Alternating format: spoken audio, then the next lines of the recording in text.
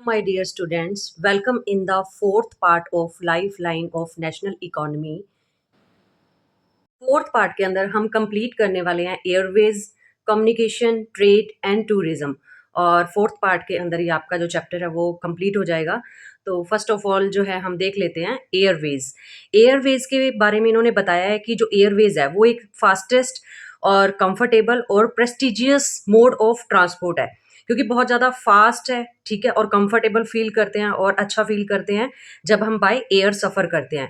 Then उसके बाद है कि जो एयरवेज है वो कवर कर लेता है हर टाइप के एरियाज को, ठीक है, जैसे कि अलग अलग टाइप का जो टेरेन है, लाइक माउंटेन्स हैं, ठीक है, और डेंस फॉरेस्ट है, ठीक है, और बहुत ज़्यादा ओशनिक जो ओशन वाला एरिया होता है, एरियाज को बाय एयर जो है बहुत ईजिली क्या किया जा सकता है, कवर किया जा सकता है। और इंडियन जो एयर ट्रांसपोर्ट है उसको नेशनलाइज्ड किया गया था 1953 के अंदर। देन इसके बाद बताया गया जो पवन हंस हेलीकॉप्टर लिमिटेड है वो जो है प्राइवेट हेलीकॉप्टर सर्विस प्रोवाइड करता है, ठीक है, इंडिया को। देन इसके बाद है जो एयर ट्रांसपोर्ट है वो एक तरह से जो कॉमन पीपल है उनके लिए बहुत ज़्यादा एक्सपेंसिव, उनको लगता है कि ये बहुत ज़्यादा एक्सपेंसिव है, और होता भी है। देन इसके बाद जो नॉर्दर्न ईस्टर्न स्टेट्स है वहाँ पे क्या है, स्पेशली जो है प्रोविजंस किया गया है ताकि क्या है वहाँ पर जो है कॉमन पीपल जो है इस सेवा को मतलब इसका फ़ायदा उठा सके, ठीक है, क्योंकि बहुत ही ज़्यादा हिली एरिया है नॉर्दर्न ईस्टर्न जो भी स्टेट्स हैं, ठीक है, जैसे सेवन सिस्टर आ गई, तो वहाँ पे क्या है इसको बहुत ज़्यादा मतलब इस सर्विस को ईज़ी किया गया ताकि लोग जो हैं एक जगह से दूसरी जगह पर जा सकें। देन उसके बाद आ जाता है आपको कम्युनिकेशन। कम्युनिकेशन के अंदर इन्होंने 2 टाइप्स का कम्युनिकेशन आपको बताया। फर्स्ट वन है आपका पर्सनल कम्युनिकेशन, लाइक मोबाइल है आपका, लेटर हो गया, आप किसी को मेल कर रहे हो, ठीक है? इस तरीके से पर्सनल कम्युनिकेशन। एक होता है मास कम्युनिकेशन, जिसमें आप बहुत ज़्यादा भीड़ को क्या है एक साथ मैसेज कन्वे कर रहे हो, लाइक जैसे टेलीविज़न है, रेडियो है, प्रेस है, तो एक ही टाइम पे काफ़ी सारे लोगों को मैसेज स्प्रेड कर सकते हो आप। देन इसके बाद बताया गया जो इंडियन पोस्टल नेटवर्क है वो लार्जेस्ट है इन द वर्ल्ड, ठीक है, क्योंकि पॉपुलेशन बहुत ज्यादा है, तो जो इंडियन पोस्टल नेटवर्क है, ठीक है, जो हम पोस्ट करते हैं सामान को, ठीक है, तो वो क्या है, लार्जेस्ट है वर्ल्ड के अंदर। One of the largest telecom network in the Asia, और एशिया के अंदर जो लार्जेस्ट टेलीकॉम नेटवर्क माना जाता है इंडिया का। देन इसके बाद आपको आ जाता है मास कम्युनिकेशन, मतलब बहुत बड़ी भीड़ को जब आपने कोई भी मैसेज देना है, तो उसके 2 एग्जाम्पल है, ऑल इंडिया रेडियो, ठीक है, जिसको हम आकाशवाणी भी बोल देते हैं, और दूसरा है नेशनल टेलीविजन चैनल जो कि है दूरदर्शन, ठीक है। तो इसके अकॉर्डिंग क्या है, जो रेडियो है उससे जो है हम सुन सकते हैं, बहुत सारी हमें जो इन्फॉर्मेशन है वो पास होती है, ठीक है। पहले के टाइम में रेडियो को बहुत ज़्यादा इंपॉर्टेंस दी जाती थी, बट जब से टेलीविज़न आए हैं तब से क्या है, हम उस इन्फॉर्मेशन को देख भी सकते हैं, सुनने के साथ साथ देख भी सकते हैं। देन इसके बाद थर्ड नंबर पर है न्यूज़पेपर। न्यूज़पेपर भी जो है 100 से ज़्यादा भाषाओं के अंदर इंडिया के अंदर छपता है, बट मेनली जो है इंग्लिश, हिंदी और उर्दू ही छपता है। देन इसके बाद क्या है, डायलैक्ट्स, और सो भाषाओं के साथ साथ जो है बहुत सारी जो छोटी छोटी उपबोलियां होती है, उपभाषाएं होती हैं, ठीक है, उनके अंदर भी क्या है, रीजनल एरिया के अंदर रीजनल जो लैंग्वेज जो वहाँ पे चलती है उसी के अंदर वो न्यूज़पेपर वहाँ पर छपते हैं।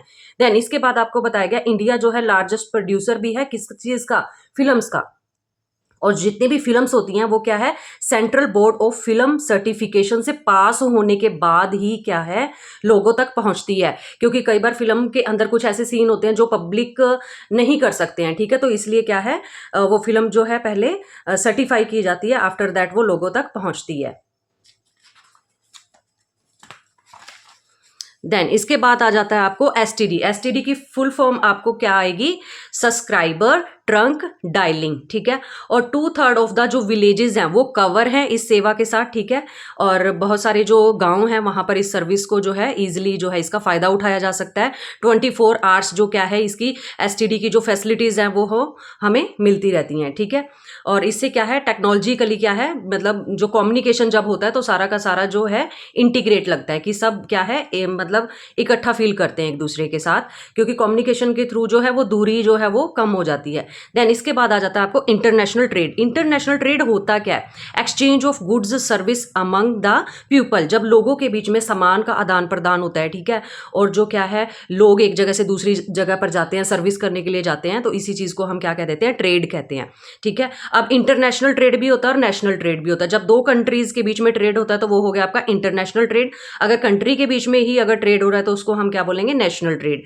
देन इसके बाद इंपॉर्टेंट आ जाता है आपको, ये है आपका balance of trade, BOT, BOT की फुल फॉर्म क्या आ जाएगी, balance of trade. Balance of trade किसको बोलते हैं, difference between export and import, ठीक है। हमने डिफरेंस बताना है एक्सपोर्ट का और इंपोर्ट का।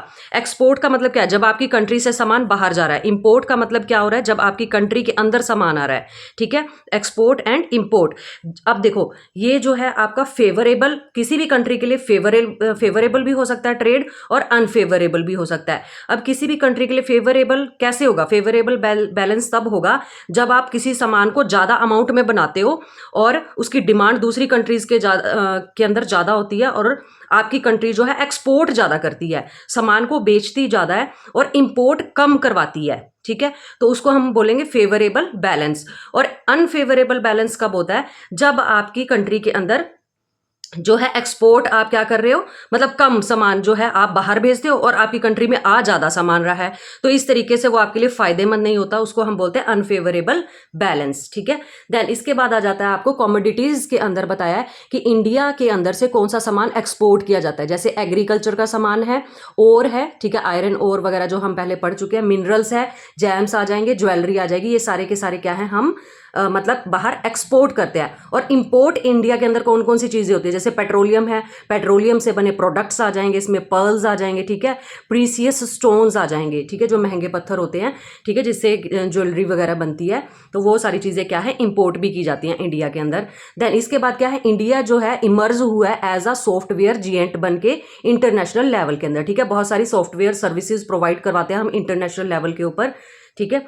तो इस तरीके से क्या है आपका ये टॉपिक यहां पर कवर होता है ट्रेड का। देन आ जाता है लास्ट टॉपिक आपका टूरिज्म एज अ ट्रेड। अब जब टूरिज्म इंडिया के अंदर आता है तो उससे भी बहुत ज्यादा क्या है हमारी इकोनॉमी जो है ग्रो होती है और लोगों को एम्प्लॉयमेंट भी मिलती है इससे, ठीक है। A sector having potential to generate more employment and economic activity. इससे क्या है एम्प्लॉयमेंट भी जनरेट होती है और इकोनॉमिक एक्टिविटी भी क्या होती है, बढ़ती है, जब बाहर की कंट्री के लोग हमारी कंट्री के अंदर घूमने के लिए आते हैं। अब यहाँ पे आपको थोड़ा सा डाटा भी दे रखा है, बट डाटा आपको याद करना इतना जरूरी नहीं है क्योंकि ऐसे क्वेश्चन आपको नहीं आते हैं। जैसे कि इन्होंने बताया 2009 के अकॉर्डिंग जो है 2010 के अंदर 11.8% जो क्या है मतलब टूरिज्म ज्यादा बढ़ा है, मतलब 11.8% सीधा ही 2009 के मुकाबले में 2010 में लोग ज्यादा घूमने के लिए इंडिया के अंदर आए हैं।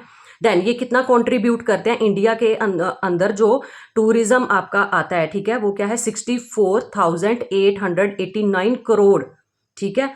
फॉरेन एक्सचेंज होता है इंडिया के अंदर जब टूरिज्म बाहर से घूमने के लिए आता है 2010 के अंदर, ये आपको डाटा दिया गया 2010 का, ठीक है, क्योंकि 2010 के अंदर 11.8% जो है टूरिज्म बढ़ गया था, तो उसी टाइम का ये आपको डाटा दिया हुआ है।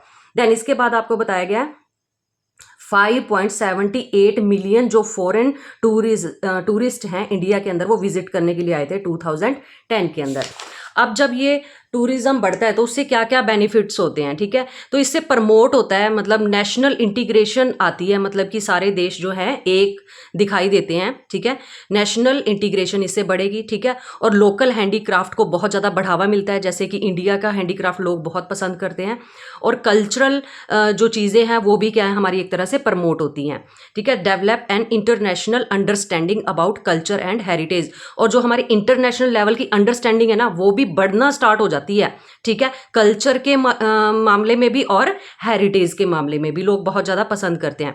उसके बाद है फॉरेन टूरिस्ट जो है विजिट क्यों करते हैं इंडिया को, हेरिटेज देखने के लिए, ठीक है, जो यहाँ की पुरानी चीज़ें हैं, जैसे जो पुरानी इमारतें हैं उनको देखने के लिए आते हैं, यहाँ का कल्चर देखने के लिए आते हैं, एडवेंचर करने के लिए भी आते हैं इंडिया के अंदर। और जो मेडिकल मतलब आयुर्वेद वगैरह जो पुरानी दवाइयों का के बारे में जो ग्रंथ हैं, ठीक है, उनके बारे में नॉलेज लेने के लिए भी इंडिया के अंदर आते हैं, और बिजनेस पर्पस के लिए भी वो इंडिया के अंदर आते हैं। तो इस तरीके से बहुत सारे क्या हैं बेनिफिट भी हमको मिलते हैं टूरिज्म के। Thank you so much for watching. यहीं पे आपका चैप्टर जो है कंप्लीट होता है और मिलते हैं हिस्ट्री के फर्स्ट चैप्टर के साथ नेक्स्ट वीडियो के अंदर। Thank you so much for watching.